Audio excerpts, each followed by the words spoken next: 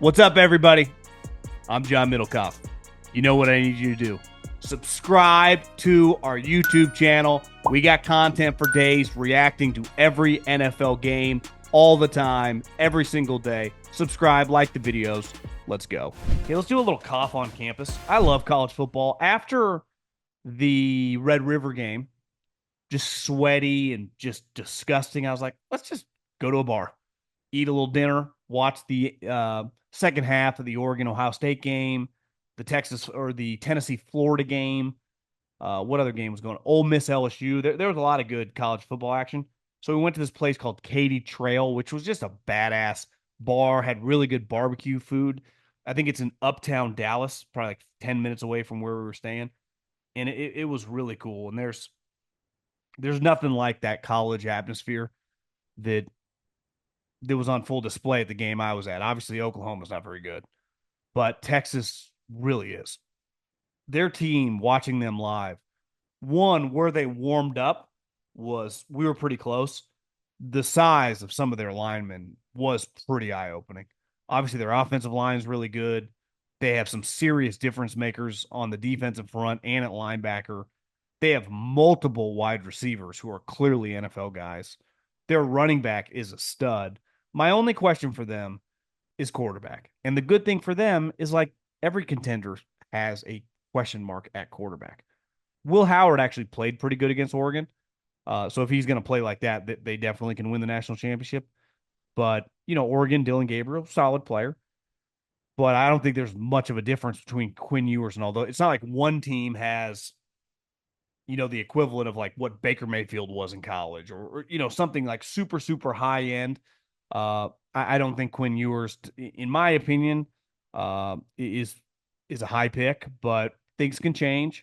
If he plays well, I'd be hard pressed to see Texas losing a game, just because now it's not like I've seen Ohio State live, but I that sure looked like a national championship team to me. It just comes down to the quarterback, who was clearly a little rusty coming off an injury, threw a bad interception. To me, he's just a little hit or miss throwing down the field. But the great part with the talent they have is like you can throw like, you know, jailbreak screens and guys can take it 40. You can just run the ball and a dude can take it 50 yards. I mean, they just got game changing players. And the thing with Sark is like we've known for a while, he's good on offense. He can really score points. It was defense. Their defense was just really shitty. Well, now their defense is good. They average allowing under 10 points a game. Like their defense is top notch. So I was blown away. And if I'm a Texas fan, like Ohio State fan, and I think now Oregon fan, I think anything less than being in the national championship game would feel like a disappointment. It really would. Definitely for Ohio State and Texas. You could probably, like, if Oregon were to lose to Ohio State in the Big Ten championship and win a playoff game and get to the Final Four and, like, lose to Texas in a barn burner, it'd be a pretty fun year. Like, I'm not going to act like that would be a huge letdown. It would suck at the time. But I think anything less than a natty for Texas and Ohio State, which I would imagine most people would put in the national championship game right now, will just feel like a disappointment. And, this weekend you get Georgia at Texas. I would expect Texas to win this game by 10 plus points. I just don't think Georgia's that good. And this place is going to be going bananas in Austin. So I think Georgia's in major, major trouble. And the other game is Bama at Tennessee. And, 3 weeks ago, was it 3 weeks ago?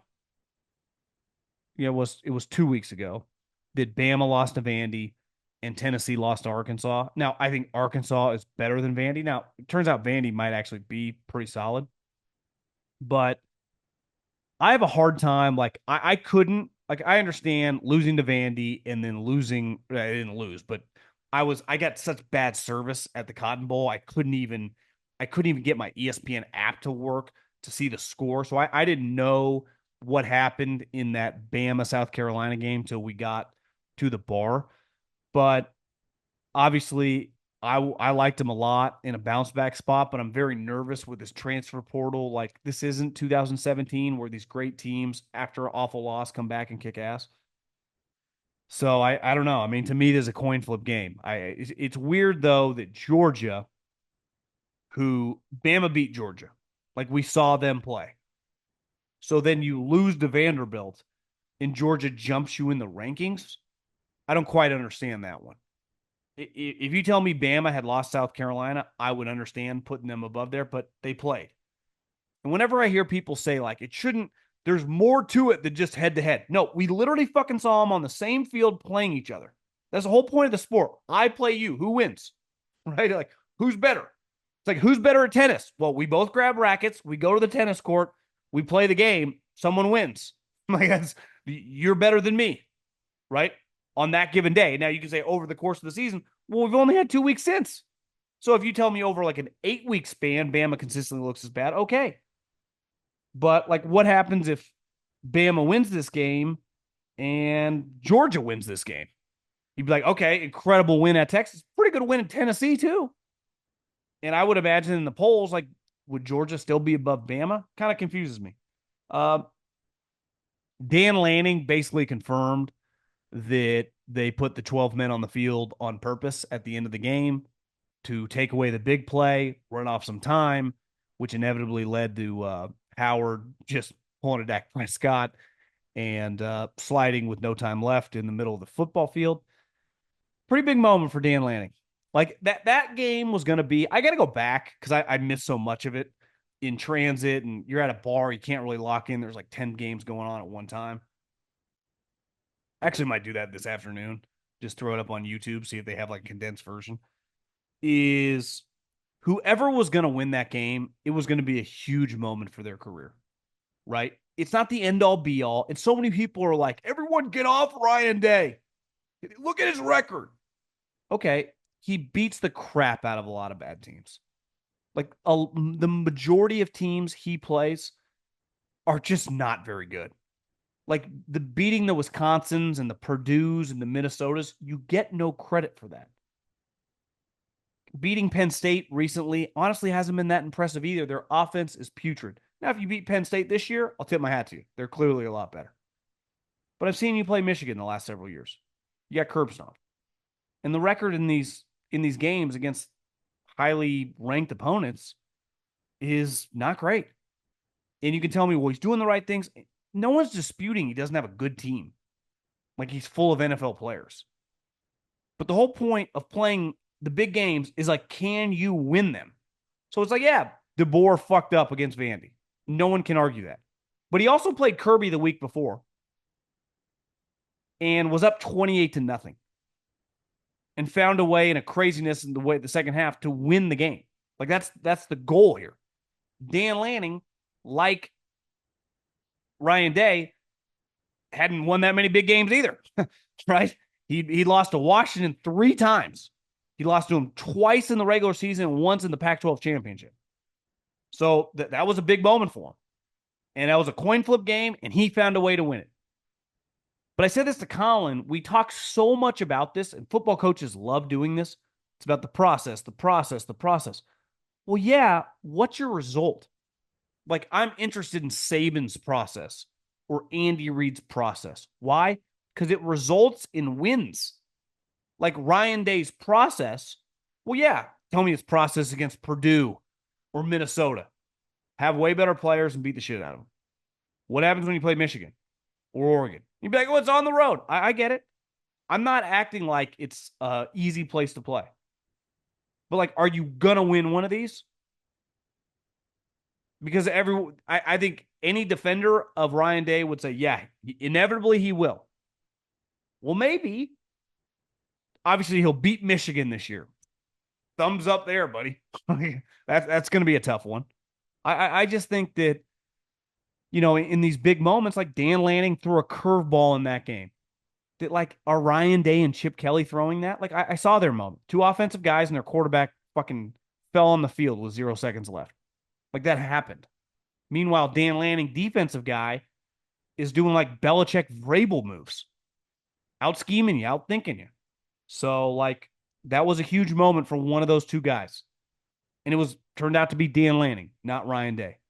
And no one, and I mean no one, has more defenders than Ryan Day. crazy. A couple other things. The Boise State running back, Ashton Jeanty, he's not going to win the Heisman. He could run for 7,000. The Heisman committee, they wouldn't give the trophy to someone at a school like Boise State. They would cancel the trophy. He might be the best player in college football, pound for pound. He has no chance to win it. He really doesn't.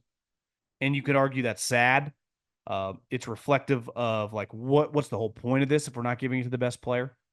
Travis Hunter, even to get it at Colorado, basically had to play 90 snaps a game. Boise State guy's not getting it, which to me, I agree with anyone listening. Like it's kind of stupid, but they're just not doing that. And last but not least, Cam Rising. I was watching on what was it, Friday night at the hotel. We got into Dallas, and we were just gonna go to bed early.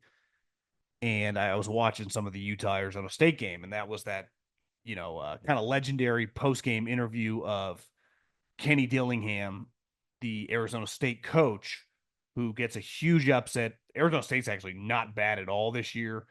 He's being interviewed on the field and just, he's an Arizona State alumni. He didn't play there. He was just a student. And he starts jumping up and down with all the students and he just disappears into the night. It was an incredible moment. It was also, I fell asleep before like the fourth quarter. But in the first half, at one point in time, I remember Utah was on offense and they flashed Rising's numbers. He was like 2 for 9 with a pick. He looked atrocious. I mean, it was crazy. Now, Utah's backup quarterback, who's also started games when Rising was out, I think his first name's Isaac, but it's Zach Wilson's brother. He kind of looks like him. He wears the Karate Kid thing on his head. We called Zach Wilson the Karate Kid. That's what Maria called him. So I just give his whole family because they all rock that kind of the bandana, and who's not very good either. Definitely wasn't good in his previous starts. That's a little different when you're coming off the bench. But I saw today the headline that Cam Rising, technically, he has a season-ending injury, could come back for an 8th year.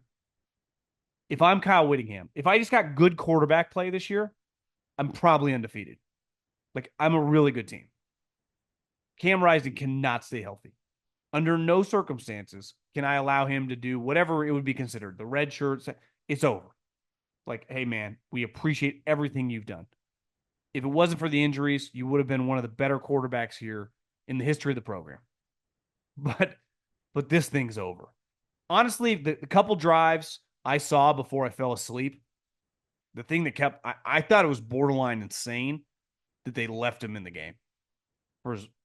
Like you have it looked like me out there. You were just not going to beat this team who clearly isn't some shitty pushover anymore. And they lost. And Arizona State rushed the field. Pretty cool moment.